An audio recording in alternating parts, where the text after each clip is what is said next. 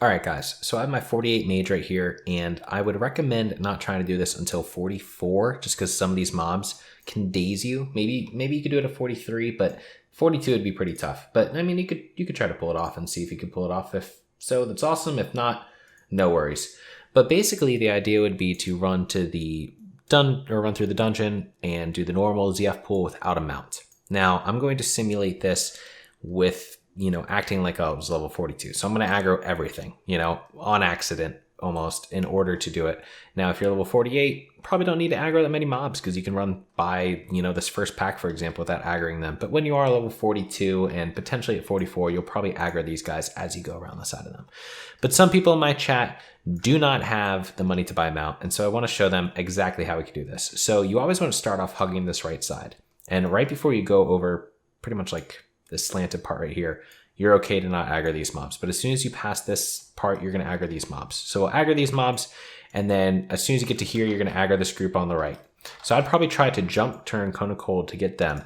Then you're going to aggro this group on the left, and so here's where we want to go for a Nova. We then want to run straight up to these mobs, and as soon as we get to them, blink. You don't want to blink early, because if you blink too early, the mobs are just going to be on top of you, and it's going to be bad. Then you want to be using Arcane or Cone of Cold just to slow down the mobs as much as possible. Make sure you keep up both barriers at all times. Jump on the top of this box and over the side. Now, the reason why you want to keep up all the barriers at all times is if you let the barriers go down, you could potentially get dazed. A mob can daze you if it's hitting you from behind and if you don't have shields. So if you have any shields, even though you get hit from behind, you're perfectly fine. Now you can see that we're here behind this box. Now, a lot of people have trouble making them despawn. And so what I like to do is I like to run right up against this wall. And if you run up right against this wall, it helps with the line of sight from the left side. You could, however, still aggro the pat that runs back and forth right here. And so you'll just need to shimmy back and forth between here and maybe do a slash delay if you are a bigger character model race. You can also get into instances where there's a totem. Totems will keep you in combat, which could be issues. So make sure that you take out the totems. Or you could also try to jump up onto this thing, which is also a reset point. Another option that you have is to come over here. You can Nova them right here, and then actually jump up onto this pot right here. And this is a reset spot as well. So this will also reset the mobs. The only issue with this spot is the fact that, you're still going to be in range of the casters, so they can still be casting on you based on line of sight. And also there's going to be this pat coming around here that will more often than not aggro you. So I recommend using the left pots. It's going to make it a little bit easier, and you'll be good to go over here. Once this mob resets, though, we can keep on going. So the very first thing that we're going to do is we're going to hug the right, make sure that we don't aggro any of these shadow casters or anything like that. And we're going to go ahead and blink past these guys. Now, that's 3 mobs, and they'll batch hit you if they aggro you too much. And so that could be an issue. Then you'll aggro these guys in the middle. So you're going to Nova these guys in the middle. I took a little bit more damage than you probably will because you'll just be able to aggro them. You'll aggro these left guys as you come across, but then you can blink right past them. Run up this mounted path right here, run around the side, make sure you Cone of Cold this guy, and go right behind this pillar, or right behind this vase. Now, the reason why you want to make sure you Cone of Cold this guy is, especially if it's a witch doctor, if they're too close to you, they're actually going to be on top of you, and you're not going to be able to reset, and he's just going to be dropping totems, and you're just going to have a bad day. So you can see here, he drops a totem, but because we're out of line of sight, we're good to go. You also, standing in that position, will aggro this mob. So sometimes it's a shadow hunter. You always want to make sure that you sheep it, because what's going to happen is that you're going to be stuck in combat. So you let these guys reset, you sheep this guy, and then you chill over here. If you can't sheep it, then you just run. Go back around the side here and keep on going around. It's perfectly okay if you're still in combat. You're going to have plenty of health. Nova these first mobs and just run by them, or you can blink through them. But I like to say blink for when we can get into the scarab room, because there's going to be another pat and potentially the boss, which he could really hit hard. Let's get around the side here. Obviously, there's no more mobs, so we're in a pretty good spot, but we can see Theka's right there. I always like going over to this spot right here, but obviously you can aggro Theka easier if you go to this spot. So if Theka's in that position, what you can do is you can jump up into this corner right here, and you can chill right on top of this ledge. Based on Theka's position, if he's over here, you want to jump on this side. If he's over on this side, you want to jump on that side. But now we're basically ready to go to, the kill spot. And we basically worked our way all the way through here. So from here, drink up, eat up. Theka, even if you're level 42, This whole entire thing is line of sight, so you just have to line of sight him in the proper position, and you can reset him, and then you're good to go. Drop combat, and we'll get started with the run. Obviously, there is one more mob as we go through here, so I will show it, and I'll show you the quick, clear, sped up, and everything like that.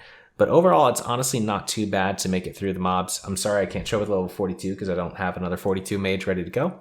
But this does at least show you how you can do it yourself, and I made sure to aggro every single pack, even if it caused me to take a little bit extra damage, and so it's definitely doable by anyone.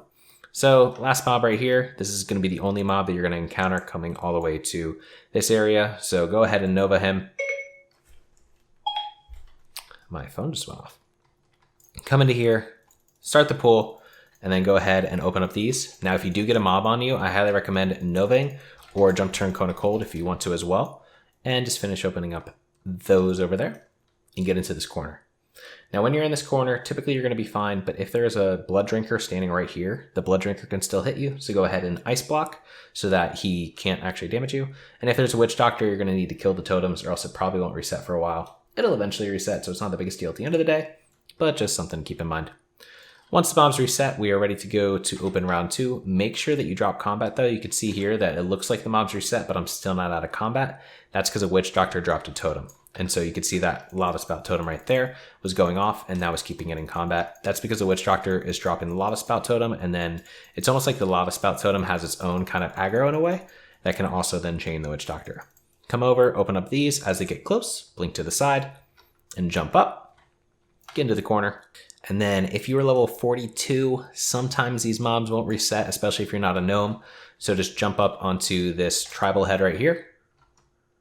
Jump up to the top, and then they'll definitely reset when you're up here. Once those mobs reset, we're going to come down to the bottom. Open up all these graves. And go over to the right side. Jump up onto the ledge. And now we have all the mobs. So from here, it's just a standard kill, and I will play that for you guys now. One thing I forgot to mention, getting up this pathway. So obviously I mentioned that you kind of need a mount to get up this. And here's actually the one downside of the pool, now that I realize it. Gnomes, I don't think can get up this. I think that they are too short to jump into this corner. If you are a human or any other race, you can basically do this jump that I'm doing right now, and you can get up here. But I think actually as gnomes, I don't think that we can make this jump. So I think as a gnome, you actually do need a mount because you're too short basically to make the jump. Maybe if you had a giant growth elixir, you could make it. So that might be something worth investigating, or maybe with a savage deviate delight, you can make it. But yeah, yikes. If anyone has made it as a gnome, definitely put it down in the comments because this is not looking too promising.